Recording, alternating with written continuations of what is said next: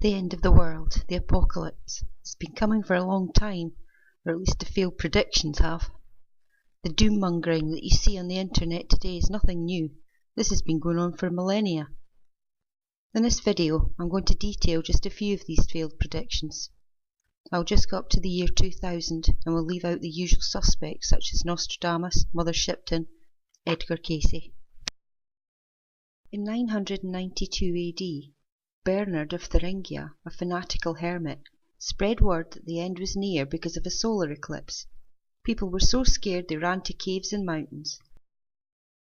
In September 1186, astrologer Johannes Tolentanius said, due to conjunction of 7 planets in Libra, that the world would be destroyed by winds, storms, drought and earthquake.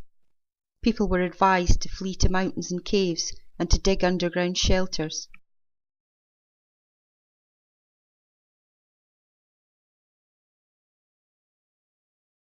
Konrad Schmid, a German flagellant, in his work Prophetica, announced the end of the world in 1369. He was actually burnt at the stake for his trouble.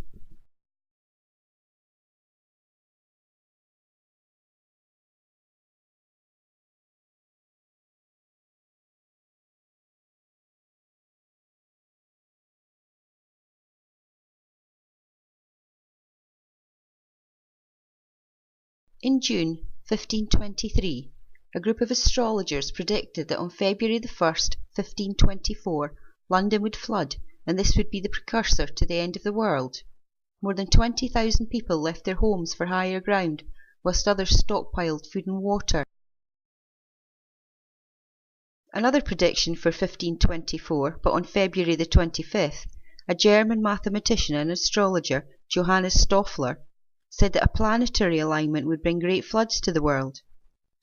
In Rhine, Germany, a crowd looking for boats caused a stampede and hundreds died. In 1578, German physicist and astrologer Helicis Roslin said the world would end on August the 12th, 1654. This was based on an appearance of a supernova, now called SN 1572, which was found in 1572. January 1583, Richard Harvey, the brother of the poet Gabriel Harvey, said a major conjunction between Saturn and Jupiter would bring the end of the world on the 28th of April that year. Interestingly, he was mocked by the public, and ironic ballads were composed. Jacob Bernoulli, a Swiss mathematician, predicted a comet would destroy Earth on the 5th of April, 1719. William Whiston, an English mathematician, in his publication Cometary Catastrophism, A New Theory of Earth, predicted a comet crashing into the Earth in 1736 on the 16th of October. This caused widespread fear at the time. London, 1761. The city had had 2 very minor earthquakes that year on the 8th of February and the 8th of March. And William Bell, an English soldier, predicted that a huge earthquake 4 weeks after would destroy everything. Bell had no experience in seismology or science, but began to lecture and publish about the third quake. Thousands of people left London in fear.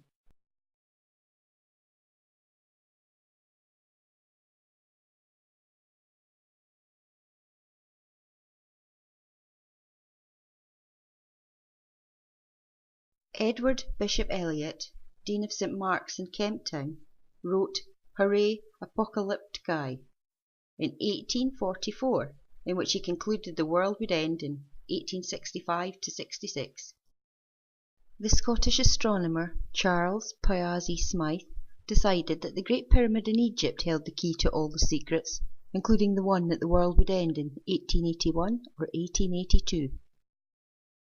Henry Grattan Guinness, an Irish preacher and author, in 1879 wrote a book with the really snappy title, The Approaching End of the Age, Viewed in the Light of History, Prophecy and Science.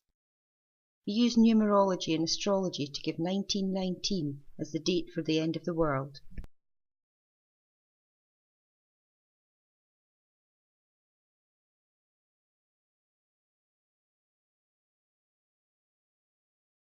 Nicolas Camille Flammarion, a French astronomer, stated in 1907 that a seven-tailed comet was heading to Earth.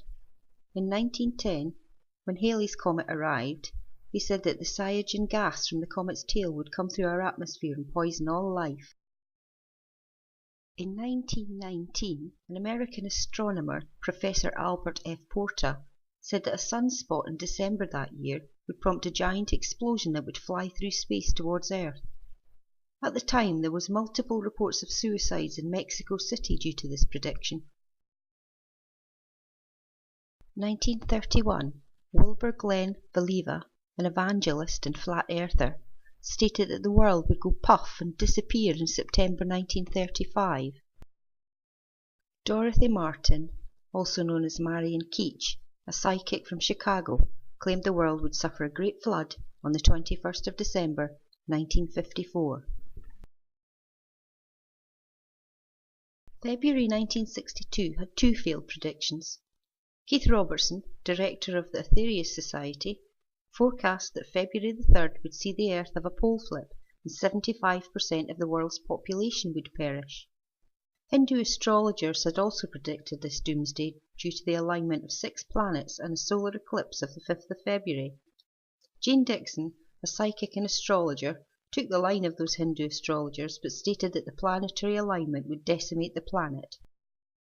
In 1974, John Gribben, a British astrophysicist, said that on the 10th of March 1982, an alignment of planets in a quadrant one side of the Sun would cause gravitational effects that would trigger big enough earthquakes to wipe out Los Angeles.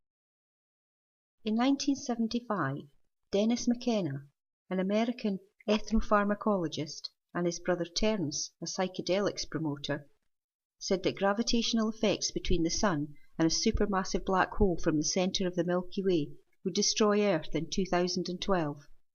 A good few others latched onto this theory and variants of it.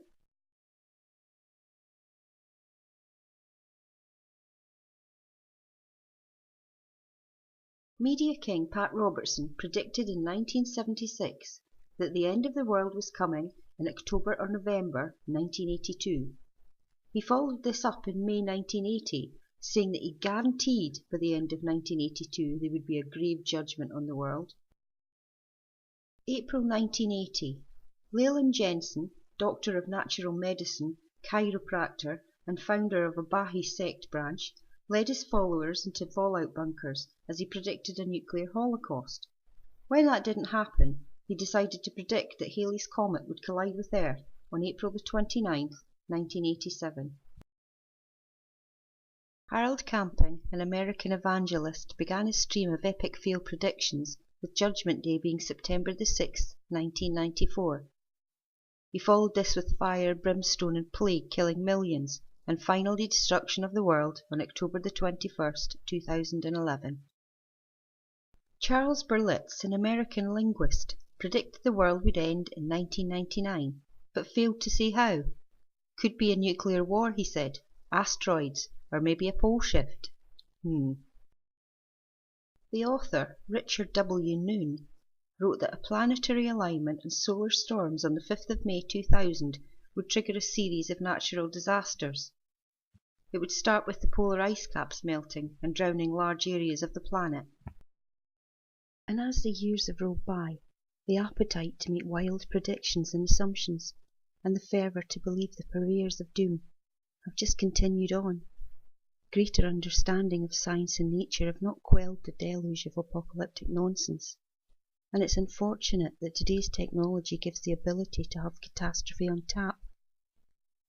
What is it that attracts people to want to believe in the demise of their own species, their own planet? Is it just they become so caught up and fed up with their day-to-day lives that it's something to give them direction? Or is it political disarray and social unrest? And what of those who pump fear and disinformation out by the gallon? I don't doubt that a few foolishly believe what they say, but let's be honest, for the rest of them, the end of the world is about money.